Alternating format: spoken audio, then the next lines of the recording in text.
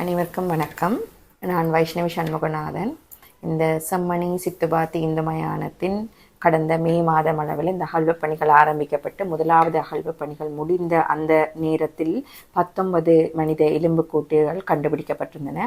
அந்த 19 மனித எலும்புக்கூட்டுகள் கண்டுபிடிக்கப்படுகின்றன என்ற அந்த விடயமே பொதுவாக ஈழத்தமிழர்கள் மற்றும் ஏனைய சர்வதேச ரீதியிலும் மிகுந்த ஒரு அதிர்ச்சிக்குள்ளான விடயமாக இருந்திருந்தது. அது மட்டும் இல்லாமல் அந்த கண்டெடுக்கப்பட்ட 19 மனித எலும்புக்கூடுகளில் 3 எலும்புக்கூடுகள் பராயமடியாத சிறு குழந்தைகளுடைய எலும்புக்கூடுகளாக இருந்ததுதான் இந்த விடயமானது. ஏன் இந்த குழந்தைகள் போராளிகளா, இவர்களுடைய எலும்புக்கூடுகள் ஏன் அங்கிருந்து வெளிவருகின்றன என்ற தகவல்கள் அதிர்ச்சிக்குள்ளாக இருந்த ஒரு விடயமானது மிகவும் பரபரப்பாக பேசப்பட்டு கொண்டிருந்தது. இருந்த பொழுதிலும் அந்த முதலாம் கட்ட அகழ்வு பணிகள் நடைபெற்றுக் கொண்டிருக்கும் பொழுது அந்த எடுக்கப்பட்டிருந்த எலும்புக்கூடுகளுடன் இணைந்து அந்த எலும்புக்கூடுகளாக இருப்பவர்கள் காணாமல் போனவர்கள் அல்லது வளைந்து காணாமல் போனவர்களாக இருப்பார்கள் என்ற ஒரு ஐயப்பாடு நிலவிக் கொண்டிருந்தது. இருந்த பொழுதிலும் எந்த விதமான ஆடைகளோ அல்லது அவர்கள் பயன்படுத்திய பொருட்களோ அல்லது வேறு எந்த ஒரு பொருட்களுமோ அந்த எலும்புக்கூடுகள் அகழ்ந்து தோண்டி எடுக்கப்பட்ட போது கண்டுபிடிக்கப்படவில்லை. இவ்வாறு இருக்கின்ற பொழுது முதலாம் கட்ட அகழ்வு பணிகளானது நிதி பற்றாக்குறை காரணமாக நிறுத்தி வைக்கப்பட்டிருந்தன. அதன் பின்னர் ஐக்கிய நாடுகள் மனித உரிமை ஆணையாளர்கள் வருகையை தொடர்ந்து இந்த அணையாவளக்கு போராட்டம் நடைபெற்று முடிந்த அடுத்த நாளான 26ஆம் தேதியிலிருந்து இந்த 2ஆம் கட்ட அகழ்வு பணிகள் ஆரம்பிக்கப்பட்டிருந்தன. 2ஆம் கட்ட அகழ்வு பணிகள் ஆரம்பிக்கப்பட்டு 5 நாட்கள் அந்த அகழ்வு பணிகள் முழுமையாக நிறைவடைந்திருக்கின்றன. நேற்று வரைக்கும் வந்த தகவல்களின் படிக்கு 2ஆம் கட்ட அகழ்வு பணிகளானது மிகவும் ஒரு அதிர்ச்சியான சம்பவங்கள் அல்லது அதிர்ச்சியான ஒரு விடயத்தினை பரபரப்பாக வெளிக்கொணர்வதாக காணப்படுகின்றன. நாங்கள் எடுத்து பார்த்தோம் என்று சொன்னால் இந்த 2ஆம் கட்ட அகழ்வு பணிகளில் மொத்தமாக 33 எலும்புக்கூடுகள் இதுவரைக்கும் கண்டுபிடிக்கப்பட்டுள்ளன.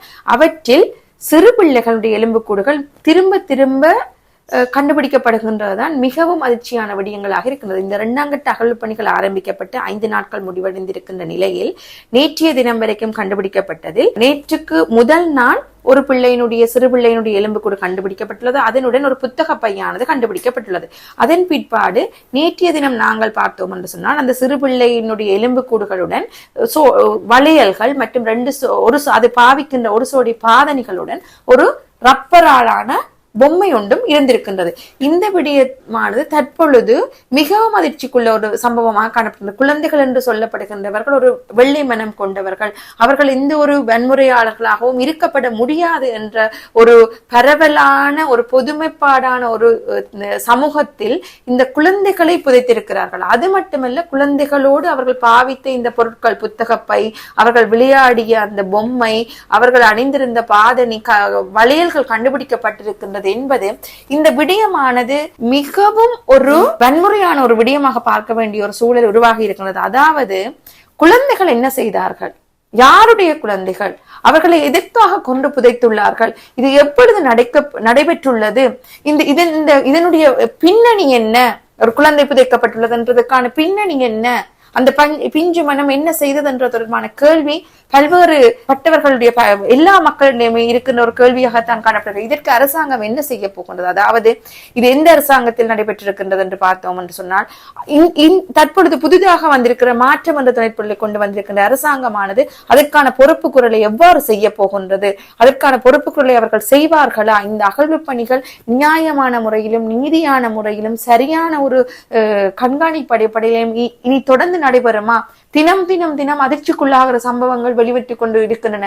குறுகிய கால பகுதியில் 33 எலும்புக்கூடுகள் என்பது சாதாரணமான ஒரு விடயமாக இருக்க முடியாது. இன்னொரு விடயம் நாங்கள் பார்க்க வேண்டும். இவ்வாறாக எலும்புக்கூடுகள் வெளிவந்து கொண்டிருக்கின்றன, சிறுமிகளுடைய எலும்புக்கூடுகள் வெளிவந்து கொண்டிருக்கின்றன, அவர்கள் பாவித்த பொருட்கள் வெளிவந்து இந்த சந்தர்ப்பத்தில் சமூகமாக ஒன்றிணைந்து நாங்கள் எவ்வாறு சமூக பொறுப்புள்ளவர்களாக நடக்கப் போகின்றோம் என்றதும் ஒரு பாரிய ஒரு விடயமாக காணப்படுகிறது. அதாவது சமூக வலைத்தளங்களில் தற்பொழுது பரவி கொண்டு வருகின்ற இந்த ஆர்டிபிஷியல் இன்டெலிஜென்ஸ் என்று சொல்லப்படுகிற AI தொழில்நுட்பத்தின் ஊடாக வெளிவந்து கொண்டிருக்கிற செம்மணி புதைகுழியிலிருந்து எடுக்கப்படுகின்ற மனித எலும்புக்கூடுகள் தொடர்பான அந்த புகைப்படங்கள் பாரிய அளவு சமூகத்தில் ஒரு தாக்கத்தை செலுத்திக் கொண்டு வருகின்றன. தொழில்நுட்பமானது இப்ப மிகவும் சுருங்கிய அளவில் எங்கள் கையுக்குள் இந்த தொழில்நுட்பம் இருக்கிறது. இருந்த பொழுதிலும் அந்த தொழில்நுட்பத்தினை நாங்கள் எங்கே பாவிக்க வேண்டும், எப்போது பாவிக்க வேண்டும், அதற்கான சூழல் என்ன, அது எவ்வாறு எங்களுடைய சமூகத்தினுடைய இந்த உரிமை போராட்டம் அல்லது எங்கள் சமூகத்துக்கு நடைபெற்ற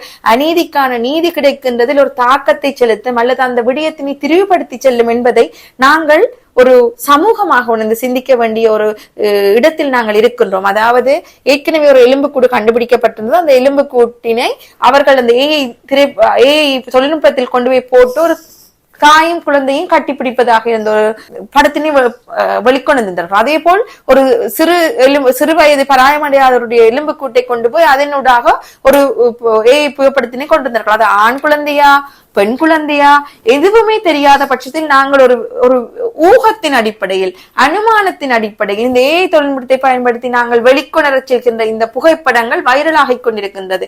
எல்லோருமே அதனை பகிர்ந்து கொண்டிருக்கிறார்கள். ஆகையால் எங்களுடைய சமூகத்தில் இதனை பக்குவமாக பகுத்தறிந்து இதுதான் உண்மை என்று பகுத்தறிவுடன் சிந்திப்பவர்கள் ஒரு குறுகிய எண்ணிக்கையானவர்களாக தான் இருக்கிறார்கள். அதாவது சிறு எண்ணிக்கையானவர்களாகத்தான் இருக்கிறார்கள். ஏனையவர்கள் இந்த ஊடகங்களில் வருகின்ற அல்லது சமூக வலைத்தளங்களில் வருகின்ற அந்த புகைப்படங்களை வைத்தே இதுதான் உண்மையாக இருக்கும் என்று சொல்லி அதனையே உண்மை என்று நம்புவர்களாக இருக்கிறார்கள். ஆகையால் இங்கு நாங்கள் சமூக பொறுப்புணர்வுடன் சமூக பொறுப்புணர்ச்சியுடன் நாங்கள் நடப்பவர்களாக இருந்தால் இப்படியான ஒரு சமூகத்திற்கு தீங்கு விளைவிக்கக்கூடியதாக அல்லது எங்களுடைய இந்த இனத்துக்கு நடந்த அநீதிக்கு நீதி கிடைப்பதற்கு நாங்கள் இன்னொரு விடயத்தினை திரிவுபடுத்த கூடாததாக சமூக பொறுப்புடன் நாங்கள் நடந்து கொள்ள வேண்டும். அது மட்டுமில்லாமல் இது ஒரு மன உளைச்சலை ஏற்படுத்தக்கூடியதாக இருக்கும். இந்த காணாமலாக்கப்பட்ட வலிந்து காணாமலாக்கப்பட்ட இவ்வாறு உறவுகளை தொலைத்திருக்கிற அந்த குடும்பத்தவர்களுடைய யாராவது ஒருவரை ஒத்ததாக இந்த ஏஐ புகைப்படமானது வருகின்ற பொழுது அவர்கள் தங்களுடைய வழிகளிலிருந்து இதுவரையும் இழப்புகளிலிருந்து மீள முடியாதவர்களாக இருப்பார்கள். ஆகையால் அவர்களுடைய குடும்பங்களுடைய மன உளைச்சல் எவ்வாறு இருக்கும், அவர்கள் அதனை எவ்வாறு பார்ப்பார்கள் என்பது தொடர்பாக எல்லாம் நாங்கள் ஒரு உணர்ந்து சமூக பொறுப்புணர்வு உள்ளவர்களாக நடந்து கொள்ள வேண்டிய ஒரு காலமாக இருக்கின்றது. அது மட்டும் இல்லாமல் இங்கு கண்டுபிடிக்கப்படுகின்ற இந்த மனித எலும்புக்கூடுகளுக்கு நாங்களாகவே ஏஐ தொழில்நுட்பத்தின் ஊடாக ஒரு முகம் கொடுக்கின்றோம். அது எந்த வகையில் நியாயமாக இருக்கிறது? அதாவது அவருடைய முகம் வேறொரு மாதிரியாக இருக்கும்.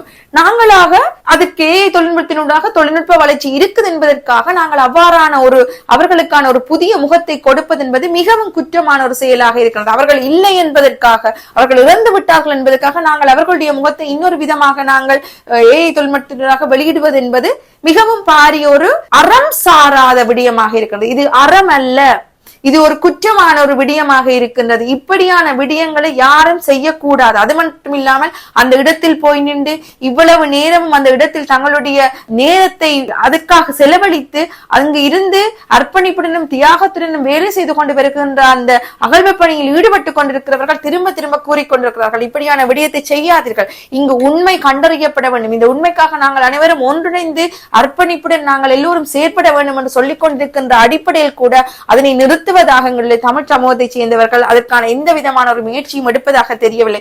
மீண்டும் மீண்டும் அதையே செய்து கொண்டிருக்கிறார்கள். எனவே நாங்கள் இந்த இடத்தில் செம்மணி என்பது எங்களுடைய பேசாதவர்களுடைய குரலற்றவர்களுடைய குரலை மீண்டும் பேசி எங்களுக்கான நீதியை பெற்றுத் தருவதற்கான மீண்டும் ஒரு ஆரம்ப புள்ளியாகவும் அடித்தளமாகவும் அமைந்திருக்கின்ற இந்த நேரத்தில் நாங்கள் ஒற்றுமையாக இணைந்து சமூக பொறுப்புடன் நாங்கள் இணைந்து செயற்பட்டு அதற்கான நீதியை பெற்றுக்கொள்ள வேண்டிய ஒரு தேவையில் நாங்கள் இருக்கின்றோம். ஆகையால் அனைவரும் இணைந்து ஒன்றிணைந்து எந்த விடயத்தை பேச வேண்டும், எந்த விடயத்தை சமூக வலைத்தளத்தில் நாங்கள் பகிர வேண்டும், எவ்வாறான தொழில்நுட்பத்தினூடாக நாங்கள் இப்படியான விடயங்களை செய்ய வேண்டும், எதை நாங்கள் செய்யக்கூடாது என்பதை அறிந்து நாங்கள் செயற்பட வேண்டிய ஒரு காலமாக இது இருக்கின்றது.